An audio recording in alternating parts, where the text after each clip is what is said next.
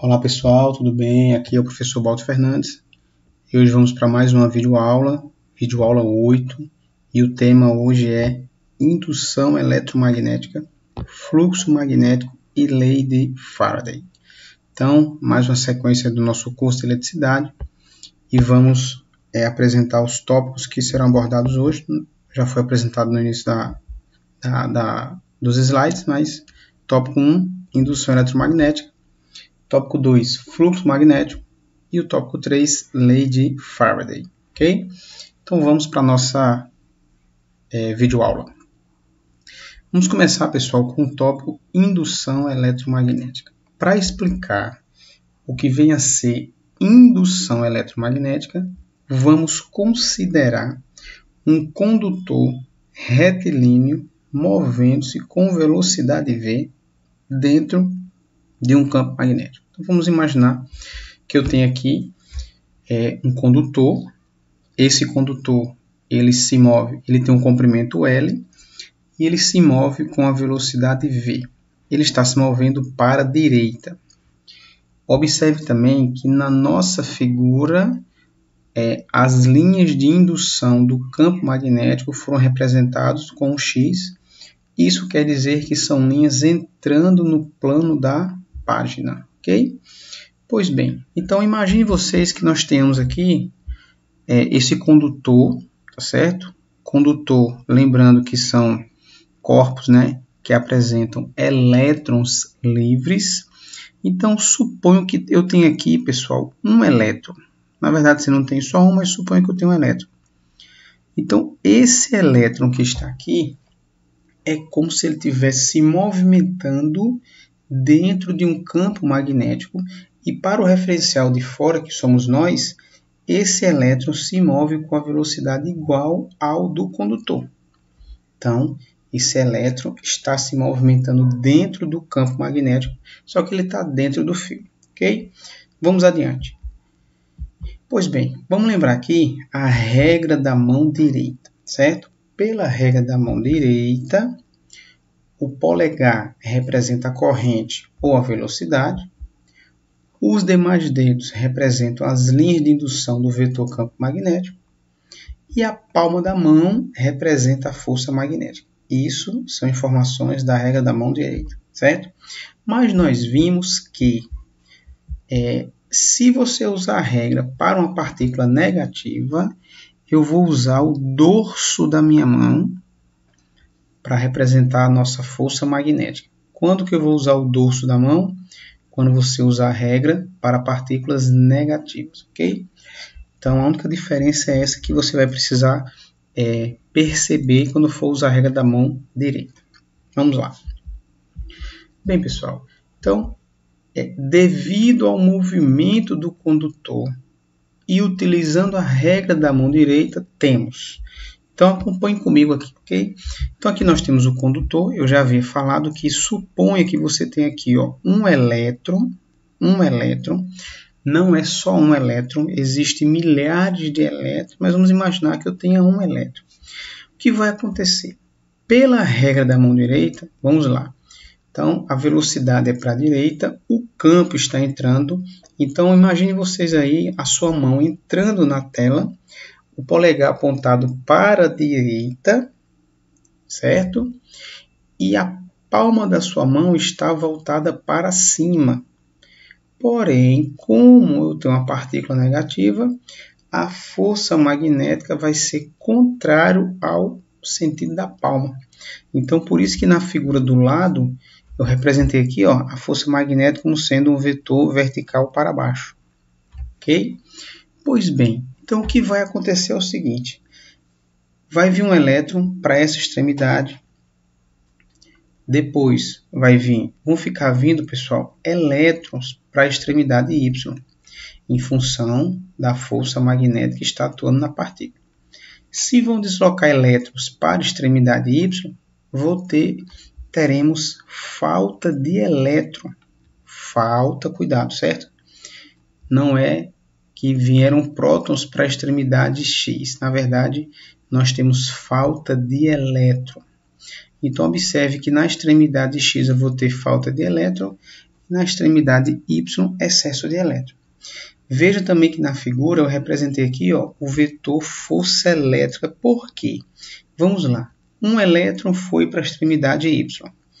O outro elétron, quando estiver próximo de chegar na extremidade Y, ele vai começar a sofrer ação de uma força de origem elétrica.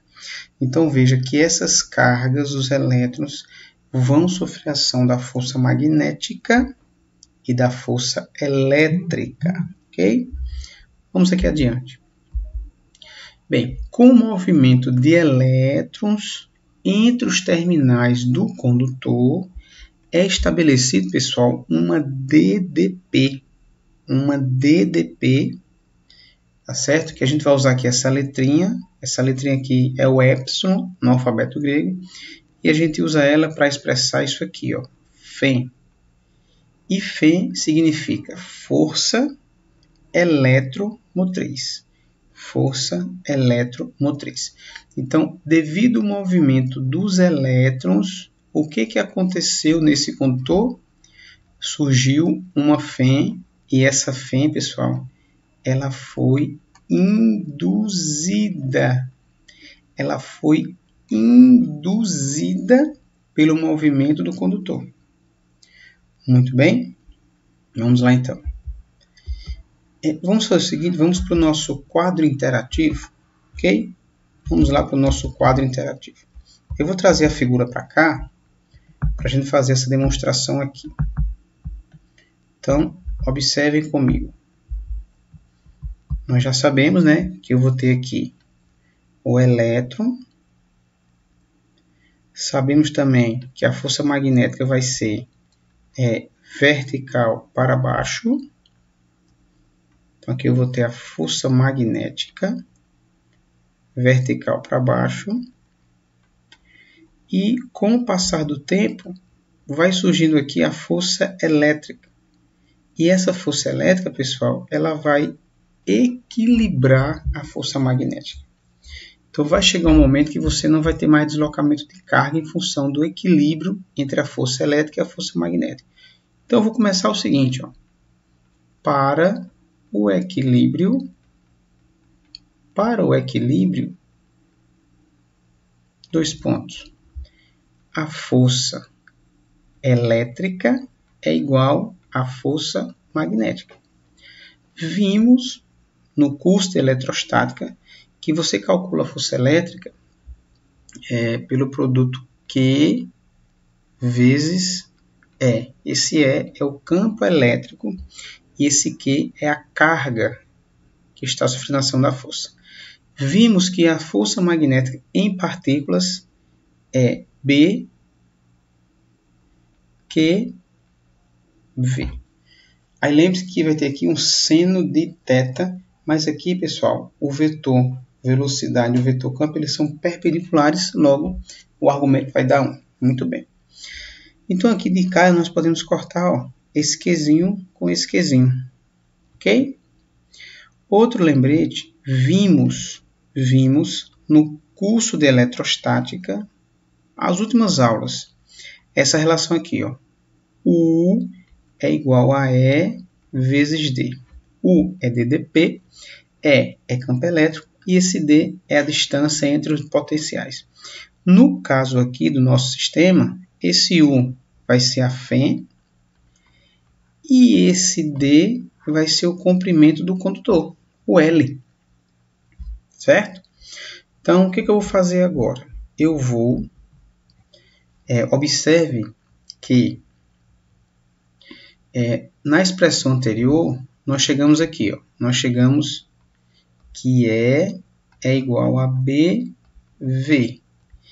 E se você observar com mais detalhe, aparece aqui ó, E e aparece o E aqui. Só que o E não seria BV, então eu vou trazer isso para cá. Ó.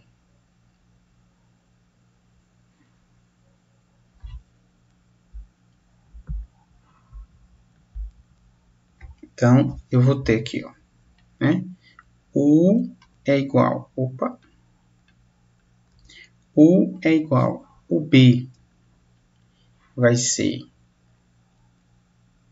ou melhor, o E, BV, então fica B, V, e o D é o L. Pronto. Como a gente está usando no lugar do U o epsilon, eu vou escrever a equação assim, ó. Epsilon é igual a BVL.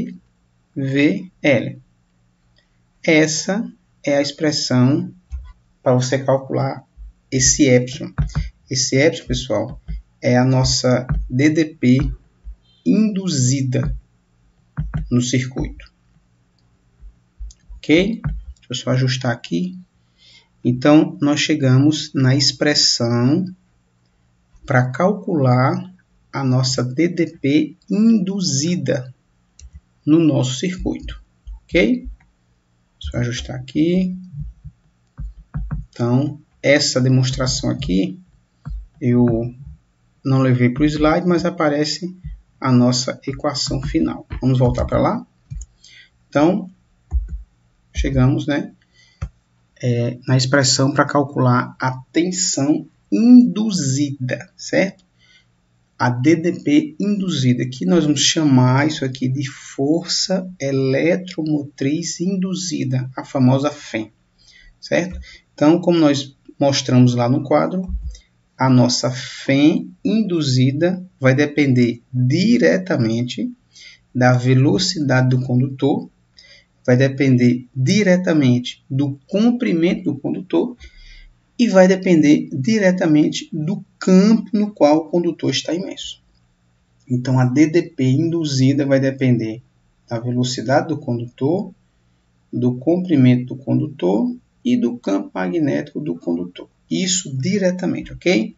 Beleza? Pois bem, então só para registrar aqui, ó, o V corresponde à velocidade do condutor, o L, o comprimento do condutor, e o B, o campo magnético no qual o condutor está imerso. Então, mostramos como proporcionar a DDP induzida no condutor.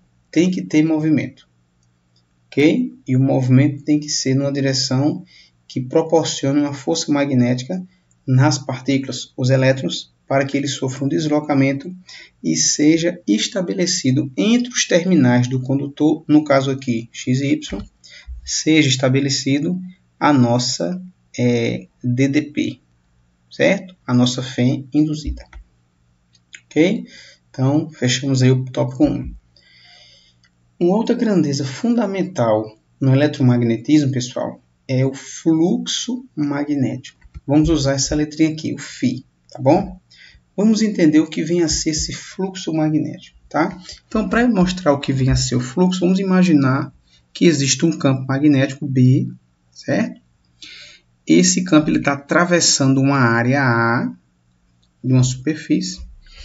E no desenho aqui, eu fiz um vetorzinho. Estão vendo aqui esse vetorzinho vermelho? Esse vetor imaginário, um vetor normal, certo? Esse vetor normal, ele é um vetor que forma 90 graus com a superfície, ok? Bem, observem também que existe um ângulo alfa entre as linhas de indução no meu desenho e esse vetor imaginário. Então, pessoal, fluxo, essa palavra fluxo corresponde a alguma coisa que está acontecendo em um determinado intervalo de tempo. No caso específico do nosso conteúdo, o que vem a ser esse fluxo magnético? Vejam que por essa área estão passando linhas. Então, o fluxo magnético deve estar associado à quantidade de linhas de indução que atravessa uma região no intervalo de tempo. Vamos adiante? Vamos lá. Então, ó, por definição, pessoal, por definição, o fluxo magnético φ vai depender do campo magnético, ou seja, as linhas de indução do campo. Vai depender da área por onde estão passando essas linhas e vai depender do cosseno de alfa. Esse alfazinho aqui, eu coloquei aqui na informação, esse alfa é o ângulo entre as linhas de indução do campo e o vetor normal. Tudo bem? A unidade de medida do fluxo é o Weber, ou Weber, e a sigla é WB. Tá? Então, para a gente fechar a ideia de fluxo, eu trouxe aqui uma ideia geral, uma definição. Então, nós podemos dizer que o fluxo magnético corresponde à quantidade de linhas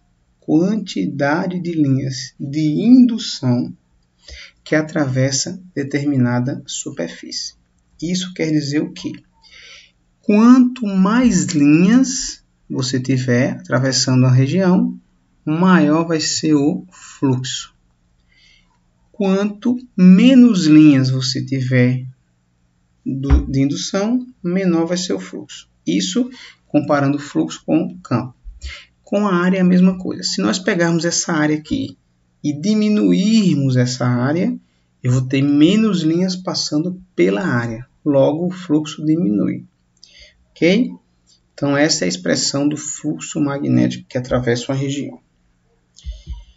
Bem, pessoal, para fechar nossa aula, o terceiro tópico corresponde à lei de Faraday.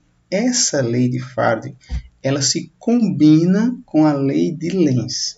Mas para a nossa videoaula de hoje, eu não vou apresentar a lei de Lenz, para não ficar muita informação ao mesmo tempo, tá bom? Então acompanhe a lei de Faraday, que nós vamos na videoaula 9, na próxima, trazer a lei de Lenz e retomar a lei de Faraday. São uma das leis, as leis, na verdade, Faraday e Lenz, uma das mais importantes para a física, para a humanidade, né? Então vocês vão perceber no final do curso a importância dessas leis, tá bom? Vamos então apresentar aqui a lei de Faraday. De que maneira, tá? Para explicar a lei de Faraday, eu trouxe aqui um esquema, tá? Esse esquema corresponde, essas linhas aqui pretas representam fios, condutores, e aqui eu tenho um circuito simples, uma resistência R, ok? E esse circuito ele está imerso em um campo magnético B. Eu já desenhei aqui para facilitar. Então aqui eu tenho um campo magnético B e é como se esse campo ele tivesse subindo, as linhas estão de baixo para cima. Veja que nesse circuito eu coloquei aqui um condutor XY fechando o circuito. Então esse condutor tem um comprimento L e ele se move com a velocidade V.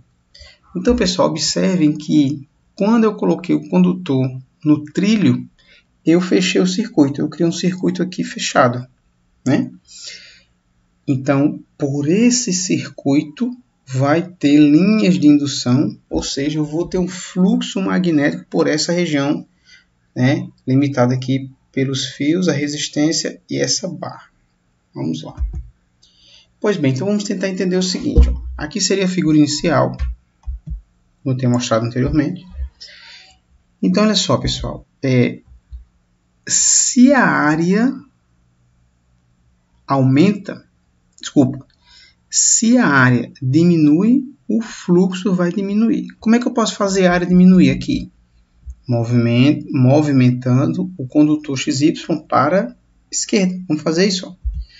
Então, se o condutor for para a esquerda, a área diminui. Se a área vai diminuir, o fluxo vai diminuir. Lembrem-se, certo? Dessa relação entre área e fluxo. Do contrário, se eu deslocar a barra agora para a esquerda, com a mesma velocidade, eu vou ter uma nova área. Eu vou aumentar essa área. Se eu aumento a área, o fluxo vai aumentar. Pois bem, então vamos agora sintetizar isso na lei de Faraday, certo? O que disse Faraday? Pessoal, não esqueçam isso aqui. Ó. A variação do fluxo magnético, de novo, a variação do fluxo magnético num determinado intervalo de tempo produz uma DDP induzida. De novo, a variação do fluxo magnético num determinado intervalo de tempo produz uma fé induzida. Resumindo o que eu falei, seria essa expressão. Lembrando que o delta é variação, o φ é fluxo. Então, a variação do fluxo. Pessoal, não esqueçam essa palavra mágica, variação. Para surgir DDP induzida, você tem que saber o que é variação. No caso aqui, variação do fluxo. Okay? Aí você pode estar se perguntando o seguinte, professor, mas essa expressão aqui não tem nada a ver com a que o senhor mostrou anteriormente. BVL. Não tem nada a ver. E se eu disser a vocês que tem tudo a ver? Se eu disser a vocês que essa expressão aqui de cima é semelhante, quase igual a essa aqui, vocês vão acreditar? Vamos então provar isso aqui? Acompanhe comigo, certo? Vamos lá. Eu já sei, pessoal, que se eu pegar o condutor XY e deslocar para a direita, o que está acontecendo aqui é um aumento da área. O campo aqui é fixo. Agora, como a área aumenta, vai ter mais linhas que atravessam a região. Então aqui, pessoal, observe comigo, ó, que a variação do fluxo magnético está associada à variação da área desse circuito, ok? Então não esqueça isso. No caso aqui do nosso problema, a variação do fluxo está associada à variação da área. Pois bem, aqui, pessoal, o que seria a área dessa figura aqui, por exemplo? Né? Aqui seria base vezes altura. Então, como essa barra deslocou dessa posição, pessoal, para essa aqui, o que eu fiz? Né? O que nós fizemos aqui? O ΔX é exatamente esse deslocamento aqui desse condutor. Né? Então, o que é a variação da área? Vai ser o ΔX vezes quem? Vezes L. Outra coisa interessante aqui não foi representado na figura, mas o vetor imaginário N, ele está perpendicular ao campo. Então, o argumento aqui vai ser 0 e o cosseno de 0 vale 1. Então, vamos substituir na expressão da lei de Faraday, tá? Lembrando que é essa aqui, ó. A φ é ΔΦ sobre ΔT, ok? Não esqueçam isso. O meu φ ficou muito feio. Deixa eu ajeitar aqui o meu φ.